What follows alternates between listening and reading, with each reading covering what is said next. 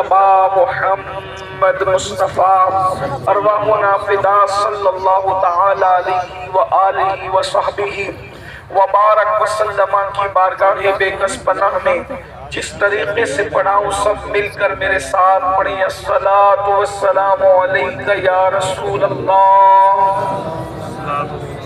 الصلاۃ والسلام علیک یا نبی اللہ، الصلاۃ والسلام علیک یا حبیب اللہ، وعلی آلک واصحابک یا نور اللہ صلی اللہ تعالی علیہ وسلم۔ نعمتیں بانٹتا جس سمت وہ ذیشان گیا، ساتھ ہی منشی رحمت کا قلم دان گیا، لے خبر جلد کے غیروں کی طرف دھیان گیا، میرے مولا میرے آقا تیرے قربان گیا، آہ وہ آہ کے ناکام تمنا ہی رہی، ہائے وہ دل جو تیرے در سے پر ارمان گیا، دل ہے وہ دل جو تیری یاد سے معمور رہا، سر ہے وہ سر جو تیرے قدموں پہ قربان گیا، انہیں جانا انہیں مانا نہ رکھا غیر سے کام، انہیں جانا انہیں مانا نہ رکھا غیر سے کام، للہ الحمد میں دنیا سے مسلمان گیا۔ آج کی یہ محفل دارالعلوم اہل سنت اسلامیہ ترکیہ کے سالانہ اجلاس کے حوالے سے دستار بندی کے موقع پر انعقاد پذیر ہے۔ منتظمین محفل کا میں بے پناہ مشکور ہوں کہ انہوں نے اپنے بزرگوں کی روش پر قائم رہتے ہوئے محفل کو جلدی شروع کیا اور مجھے جلدی پیش کیا۔ میں سمجھتا ہوں کہ شاید میرے ساتھ بہت کم ایسا ہوتا ہے، اس لیے میں بے پناہ خوش ہوں، مجھے مسرت ہے کہ بہت اچھی بات ہے۔ اور میرے بعد ایک خطاب اور بھی آپ نے سننا ہے، ہمارے نقیب محفل نے استاذ العلماء حضرت علامہ مفتی جلیس احمد صاحب کا اعلان کیا، ہم ان کا خطاب بھی سنیں گے انشاءاللہ۔ باقی اور یہاں جو علماء ائمہ ہے، کچھ کو میں جانتا ہوں اکثر کو نہیں جانتا، لیکن ان سب کے حوالے سے گفتگو کا آغاز کرتا ہوں، اور آغاز ہی میں دعا کرتا ہوں کہ حضرت مولانا عابد صاحب جو علیل ہیں، اللہ تبارک و تعالی انہیں شفا عطا فرمائے، عمر نو عطا فرمائے، اور ہمارے آقا صلی اللہ علیہ وآلہ وسلم کی امت میں جتنے بھی جو بھی بیمار ہے، اللہ ہر بیمار کو شفا دے، اور سب سے بڑا بیمار میں اور ہم میں سے اکثر لوگ ہمیں گناہوں کی بیماری، اللہ تعالیٰ ہمیں گناہوں کی بیماری سے جلد شفا نصیب فرمائے۔ جسم بیمار ہوتا ہے تو ایک انسان تباہ ہوتا ہے، لیکن جب گناہ کی بیماری آتی ہے تو پورا معاشرہ تباہ اور برباد ہو جاتا ہے۔ اس لیے اللہ کی بارگاہ میں ہمیشہ دعا کرتے رہنا چاہیے کہ اللہ ہمیں جسمانی بیماری سے بھی بچائے، روحانی بیماری سے بھی بچائے۔ اللہ تبارک و تعالیٰ ایسی بیماری نہ دے جس کی وجہ سے لوگ نفرت کریں، اور ایسی بیماری گناہوں کی بھی نہ دے جس سے فرشتے ہم سے نفرت کرے۔ اللہ تعالیٰ ہمیں ہر دو بیماریوں سے شفا عطا فرمائے۔ آج کا عنوان بڑا خوبصورت ہے، تحفظ ایمان۔ یہ بڑا عظیم عنوان ہے، بلکہ ہماری زندگیوں کا عنوان ہے۔ سب سے پہلے ہمیں یہ محسوس کرنا چاہیے کہ ایمان کسے کہتے ہیں، ایمان کی ڈیفینیشن کیا ہے، ایمان کا پریچے کیا ہے۔ اگر ہمیں پتہ چل جائے کہ ایمان کسے کہتے ہیں، ظاہر سی بات ہے ایمان کو تحفظ ہم اسی وقت فراہم کر سکیں گے، ہم اسی وقت ایمان کی حفاظت کر سکیں گے جب ہمیں ایمان پتہ ہوگا ایمان کہتے کسے ہیں۔ لیکن ایک سچی بات، آپ برا نہیں مانے تو یہ کہی جا سکتی ہے، آج میری قوم کو پتہ ہی نہیں ہے کہ ایمان کسے کہتے ہیں۔ ہمیں ایمان بھی نہیں پتا۔ جس قوم کو ایمان نہیں پتا وہ قوم اپنے ایمان کی حفاظت کیسے کرے گی؟ اتنا بڑا المیہ ہے کہ اللہ کے بارے میں کیا عقیدہ رکھنا چاہیے ہماری نئی نسل کو نہیں پتا ہے، رسول اللہ کے بارے میں عقائد کیا ہونا چاہیے ہماری نئی نسل کو نہیں پتا ہے، آخرت کے بارے میں کیا عقیدہ ہونا چاہیے ہماری نسل کو نہیں پتا ہے۔ اگر ایمانیات کے باب میں ایمان کسے کہتے ہیں اگر دو جملوں میں بیان کیا جائے تو میں اتنا کہہ سکتا ہوں، اللہ کے رسول صلی اللہ علیہ وآلہ وسلم اللہ کی طرف طرف سے جو کچھ لے کر کے آئے اس کو دل سے ماننا اور زبان سے اس کا اعلان کرنا، اس کا نام ایمان ہے۔ دل سے ماننا اور زبان سے اعلان کرنا، اقرار کرنا، اس کا نام ایمان ہے۔ حضور جو کچھ لے کر کے آئے، اپنی عقل کا گھوڑا نہیں دوڑانا، حضور جو کچھ لے کر آئے ہمیں ماننا ہے۔ اور یاد رکھنا ایمان کی طاقت کیا ہے، ایمان کی قوت کیا ہے۔ بڑی بڑی طاقتیں، ہتھیار کی طاقتیں جس کے سامنے سجدہ ریز ہے اسے ایمان کہتے ہیں۔ ایمان کتنا پاورفل ہے، ایمان کتنا عظیم ہے، یہ ایمان ہی ہے۔ جب ایمان کسی قوم کو نصیب ہو جاتا ہے تو عرب کے بوریا نشین کیسر و کسرا کے تاجدار بن جاتے ہیں۔ ایمان جب نصیب ہو جاتا ہے، ایمان جب کسی کو نصیب ہو جاتا ہے تو اللہ اکبر، وہ لوگ جو نمک اور کافور میں فرق نہیں کر پاتے تھے وہ آسمان ہدایت کے تارے بن جاتے ہیں۔ ایمان جب کسی قوم کو نصیب ہو جاتا ہے تو بحر ظلمات میں وہ گھوڑے دوڑاتے ہیں تو گھوڑوں کی ٹاپیں بھی اللہ اکبر پانی سے بھیگتی نظر نہیں آتی۔ اسی لیے تو اقبال نے کہا تھا کہ اذانے کبھی یورپ کے کلیساؤں میں اور افریقہ کے تپتے ہوئے صحراؤں میں دشت و دشت ہے، دریا بھی نہ چھوڑے ہم نے، بحر ظلمات میں دوڑا دیے گھوڑے ہم نے۔ ایمان کیا ہے؟ اللہ اکبر، ایمان اتنی عظیم طاقت ہے کہ فرشتے بھی ایمان والوں کو رشک کی نگاہ سے دیکھتے ہیں۔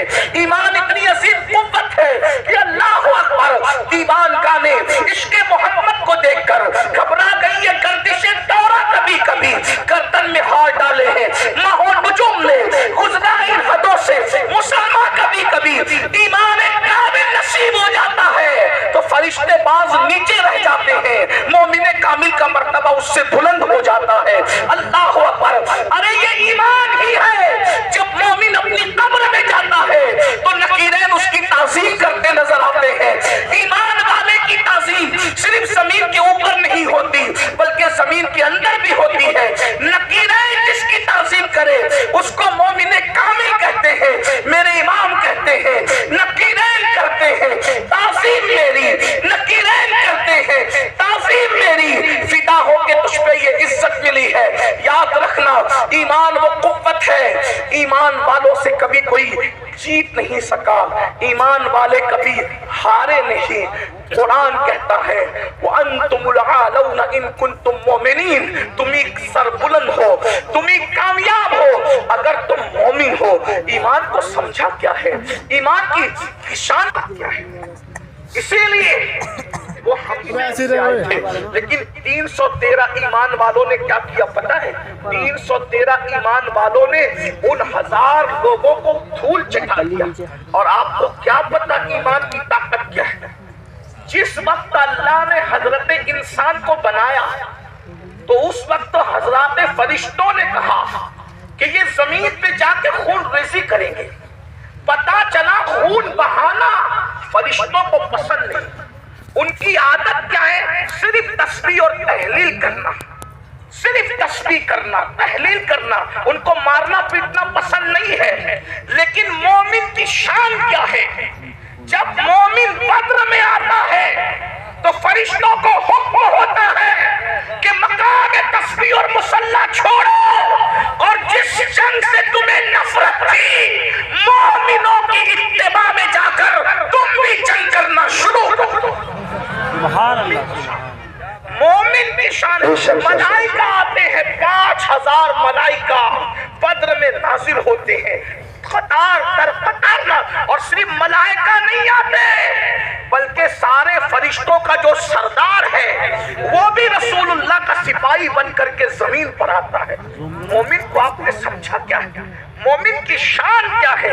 اسی لیے ایمان چھیننے کی کوشش کی جاتی ہے، اور ہمیں مومنوں کو ایمان کی اہمیت ہے۔ ہم اپنے بچے کو تاجر تو بنانا چاہتے ہیں، ہم اپنے بچے کو ڈاکٹر تو بنانا چاہتے ہیں، ہم اپنے بچے کو انجینئر تو بنانا چاہتے ہیں۔ خطیب بنایا، ادیب بنایا، ڈاکٹر بنایا، انجینئر بنایا، ٹیچر بنایا، سب بنایا۔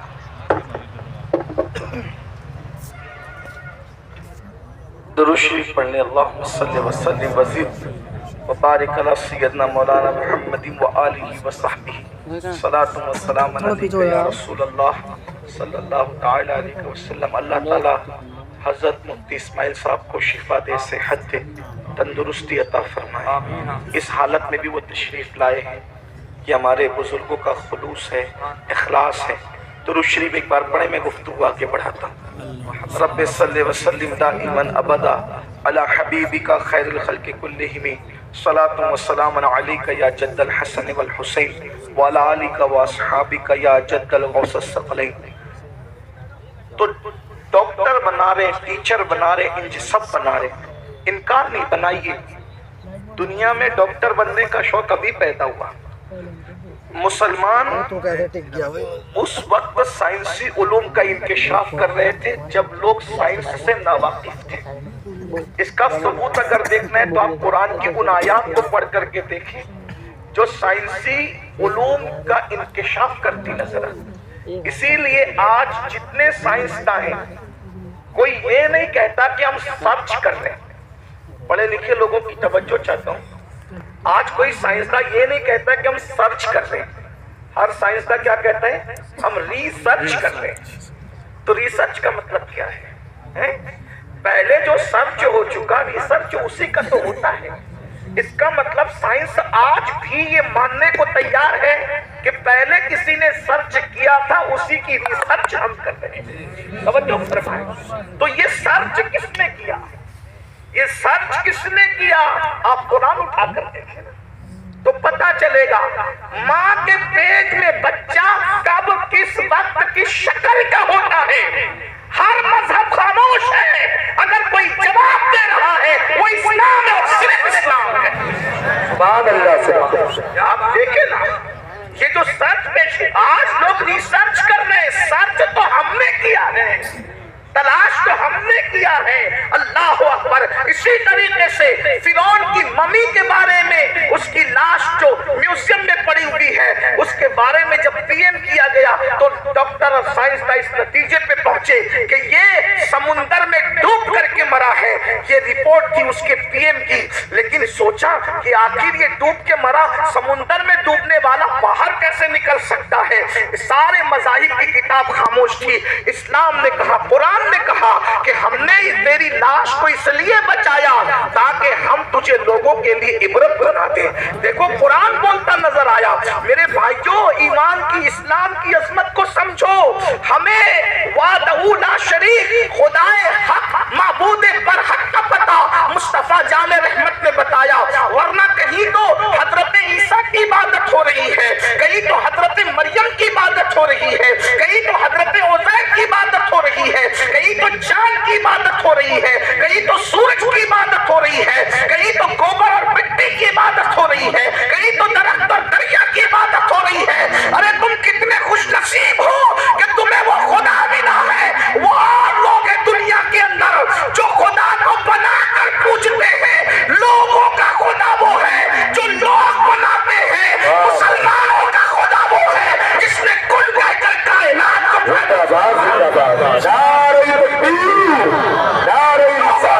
لوگوں کا خدا وہ ہے جس کی تصویر بنتی ہے. مسلمانوں کا خدا وہ ہے جو تصور میں بھی نہیں آتا.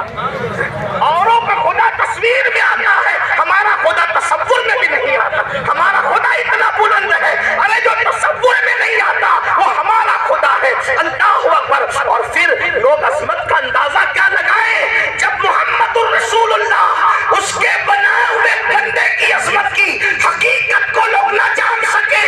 جب اس کا بندہ اتنا بے مثال ہے تو وہ خدا کتنا بے مثال ہے. ایمان کی اہمیت کو سمجھو. کون سا مذہب ہمیں نصیب ہوا ہے. اسی لیے آج ہم ایمان کی، مسلمان ایمان کی اہمیت نہیں سمجھ پا رہا ہے. منکرین اسلام اہمیت سمجھ گئے. اسی لیے وہ ایمان چھیننا، وہ جانتے ہیں جب تک ان کے پاس ایمان رہے گا ان کو زیر نہیں کیا جا سکتا، ان کو تباہ نہیں کیا جا سکتا، ان کو برباد نہیں کیا جا سکتا. چھین لو ان سے ایمان. ان کے پاس داڑیاں رہے چلے گا، ان کے پاس ٹوپیاں رہے چلے گا، ان کے پاس مدرسے رہے چلے گا، ان کے پاس اسکول رہے چلے گا، ان کے پاس چاہے وہ سرٹیفکیٹ رہے چلے گا، ان کے پاس ایمان نہیں رہنا چاہیے. اسی لیے ایمان چھیننے کے لیے منصوبے بن رہے ہیں. الگ الگ منصوبے، داخلی منصوبے، خارجی منصوبے. بہت خطرناک چیلنجز کا ہمیں سامنا ہے. اور آپ آج ہمیں بچہ ڈاکٹر بنے، انجینئر بنے، تاجر بنے، اس کا مستقبل سدھر جائے، سب کو فکر ہے۔ اگر فکر نہیں ہے، ایمان کی فکر نہیں ہے۔ نبیوں کی فکر کیا تھی؟ اچھا کچھ تو اتنے دیر ہوشیار ہے، کہتے ہیں مولانا ہمارے بچے تھوڑی بگڑیں گے، اور تو کون سا دین پر ہے جو تیرے بچے دین پر قائم رہیں گے؟ کس بگڑنے کی سدھرنے کی بات کرتے ہو جس قوم کو کلمہ پڑھنا نہیں آتا؟ ہمارے بزرگوں نے کہا کہ نکاح کی محفل میں جاؤ تو کلمہ پڑھاؤ تو نہیں پڑھ پاتے، تو جو شادی کی خوشی کے موقع پر قاضی کے پڑھانے پہ کلمہ نہیں پڑھ پاتے، وہ موت کے اضطراب میں کیا کلمہ پڑھ پائیں گے؟ بتائیں نا، آپ کس ایمان کی بات کرتے ہیں؟ آپ کس ایمان اور عقیدے کی بات کرتے ہیں؟ بھائیوں میری قوم کو کلمہ نہیں آتا ہے، انہوں نے کانے پہ حفظ کر رکھے ہیں۔ قرآن کی کتنی آیتیں حفظ ہے، ذرا اپنے آپ میں ڈوب کر سوچو۔ میں کوئی ڈانٹ پیٹنے نہیں آیا، آپ کو کوسنے نہیں آیا، لیکن یہ محفلیں احتساب کی محفل ہے، یہ محفلیں جنت بانٹنے کی محفلیں نہیں ہیں۔ میں اس کا قائل نہیں ہوں، اس لیے کہ ہم لوگ فکر رضا کے وارث، فکر رضا ہماری محافظ، ہم وہ لوگ نہیں ہیں دیکھا اس کو دیکھو اس کو دیکھو جنت ملے گی۔ میں اس کا سخت مخالف ہوں۔ جو قوم غسل جنابت سے نہ واقف ہو، تم اس کو کیا جنت بانٹتے ہو؟ بیوقوف بناتے ہو۔ اللہ کو ہمیں منہ نہیں دکھانا ہے، خدا کو کیا بتاؤ تو صحیح۔ جب وہ سن لیں گے کہ مفتی اسماعیل صاحب کے چہرے کو دیکھ کے جنت ملتی ہے، امین القادری کے چہرے کو دیکھ کے جنت ملتی ہے، مفتی جلیل صاحب کے چہرے کو دیکھ کے جنت ملتی ہے، بیوقوف ہے پھر وہ فجر میں اٹھیں گے؟ بیوقوف ہے وہ فجر میں اٹھیں گے؟ نہیں میرے بھائی، ہمیں اپنی قوم پہ اتنا ظلم نہیں کرنا چاہیے۔ جو قوم کلمہ یاد نہ رکھے وہ قوم کیسے جنت میں جائے گی؟ کچھ لوگ ہم سے لڑتے ہیں کہ تو لوگوں کو مایوس کرتا۔ میں نے کہا میں مایوس نہیں کرتا۔ ہم کیسے مایوس کر سکتے ہیں؟ ہمارے یہاں تو ایمان کی ڈیفینیشن ہی ہے الایمان و بین الخوف والرجاء۔ کیا پاگل پن ہے؟ اور ایسوں کو آپ بیٹیاں دیں، ایسوں کے ساتھ آپ رشتے داری، آپ کہتے ہیں مولویوں کا سو، یہ مولوی لڑانے آتے ہیں۔ بھیا مولوی لڑانے نہیں آتا، مولوی تو یہی بات تو مومنوں کو صحابہ کو کہتے تھے منافقین، مدینے کے منافقین صحابہ کو کہتے تھے یہ لوگ فساد پھیلاتے ہیں اور ہم اصلاح کا کام کرتے ہیں۔ یہ باتیں وہ بکتے تھے، بکواس کرتے تھے۔ بھائیو اپنی بیٹی کو اگر تم کسی گستاخ کے ساتھ بیاہ دو گے تو وہ گستاخ رسول کو سسر کہہ مانے گی، گستاخ رسول کو شوہر مانے گی۔ اور کچھ لوگ کہتے ایسے چڑھ دوڑ کر کے آتے ہیں ہمارے پاس، ارے مولوی صاحب ہم نے تو بدعقیدوں کی بیٹی کے نکاح آپ کو پڑھانا پڑے گا۔ میری بہت زیادہ لوگوں سے نہیں جمتی، میری طبیعت میں نرمی تو ہوتا ہے لیکن بہت زیادہ لوگوں سے، اس لیے کہ ہم مسلک کے معاملے میں کہیں کمپرمائز کرنا نہیں چاہتے۔ ایسے کام کو آگ لگے، لعنت ہو اس کام پر جس سے مسلک کا سودا ہو جائے۔ ہم مصلحت کے قائل ہیں، مسلک فروشی کے قائل نہیں۔ طبیعت میں نرمی ہونی چاہیے مگر موقف میں سختی ہونی چاہیے، اور ہمارا موقف وہی ہو جو گزشتہ صدی میں امام اہل سنت نے بیان کیا۔ بے شک بے شک، ہاں ہمارا نظریہ وہی ہونا چاہیے۔ ماحول دیکھ کر بری مت بانو، مجمع دیکھ کے باتیں مت کرو، کیونکہ اللہ کی بارگاہ میں کھڑے ہونا ہے۔ ارے کہتے ہیں نکاح آپ کو پڑھانا ہے، ہم تو بدعقیدوں کے یہاں سے دوسری پارٹی سے لائے حضرت۔ میں نے کہا اچھا، تو کہا حضرت چند دن میں سنی بنا لیں۔ میں نے کہا تو بڑا سنی بن گیا جو اس کو بہو کو سنی بنائے گا، اور اگر وہ بن بھی جائے تو کیا وہ گستاخ رسول کو ابا کہہ کے نہ پکارے گی؟ تمہارا پوتا پیدا ہوا تو اس کا نانا مرے گا تو اس کا جنازہ، وہ گستاخ کا جنازہ تمہارا پوتا پڑھنے نہ جائے گا؟ تم کتنے سنی ہوئے جو دوسروں کو سنی بناؤ؟ جس کا کھاتے ہو اس کی وفاداری کرو، کم سے کم کتے سے سیکھا ہوتا۔ کتا ایک روٹی کھاتا ہے، مالک کی وفاداری کرتا ہے۔ ہمیں جو ملا ہے نبی کے صدقے میں۔ کہتے ہیں امی ہے، ان پڑھ ہے۔ میں نے کہا پاگل ہوا ہے، پاگل ہوا ہے، پاگل ہے، کیسی بات کرتا ہے؟ امی ہے، ان پڑھ ہے۔ حضور ان پڑھ نہیں تھے۔ امی کی تو تشریح عاشقوں نے بہت کی ہے۔ ام القرآن میں پیدا ہوئے اس لیے امی تھے، اللہ کے سوا کسی سے نہیں پڑھے اس لیے امی تھے۔ اللہ کے علاوہ ان کا کوئی استاد نہیں ہے، اور یہ شان صرف رسول اللہ کی ہے۔ اپنے جیسے کسی بشر سے انہوں نے نہیں پڑھا۔ الرحمن علم القرآن، رحمان سے انہوں نے پڑھا۔ علم الانسان علمہ البیان، خلق الانسان علمہ البیان، اللہ نے انسان کو پیدا کیا اور علم بیان سکھایا۔ وَعَلَّمَكَ مَا لَمْ تَكُنْ تَعْلَمْ، میرے امام کہتے ہیں ایسا امی کس لیے منت کشے استاد ہو، ایسا امی کس لیے منت کشے استاد ہو، کیا کفایت اس